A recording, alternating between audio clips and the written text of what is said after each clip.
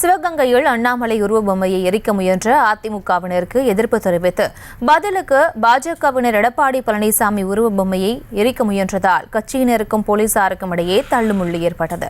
இதுகுறித்த கூடுதல் விவரங்களோடு இணைகிறார் செய்தியாளர் ஃபரூக். வணக்கம், மேலும் விவரம்.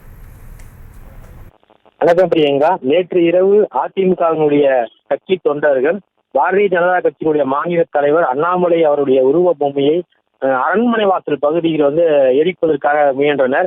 அப்பொழுது அங்கே பாதுகாப்பு பணியில் இருந்த காவலர்கள் இந்த பொம்மையை எரிக்க விடாமல் தடுத்த போது காவலர்களுக்கும் அதிமுக தொண்டர்களுக்கும் இடையே பெரும் தள்ளுமுள்ளு ஏற்பட்டு ஒரு காவல் சார்பு ஆய்வாளர்களுடைய சட்டை கிழிக்கப்பட்டது.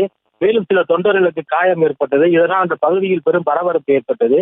இதனைத் தொடர்ந்து இன்று சிவகங்கையில் உழவர் சந்தை பகுதியில பாரதிய ஜனதா கட்சியினுடைய தொண்டர்கள் அதிமுக பொதுச் செயலாளர் எடப்பாடி பழனிசாமி அவருடைய உருவ பொம்மையை எரிக்க முயன்றனர்.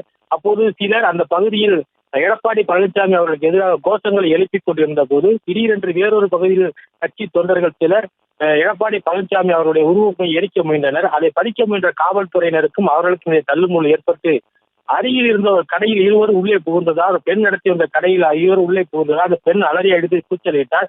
இதனால் அந்த பகுதியில பெரும் பரபரப்பு ஏற்பட்டது.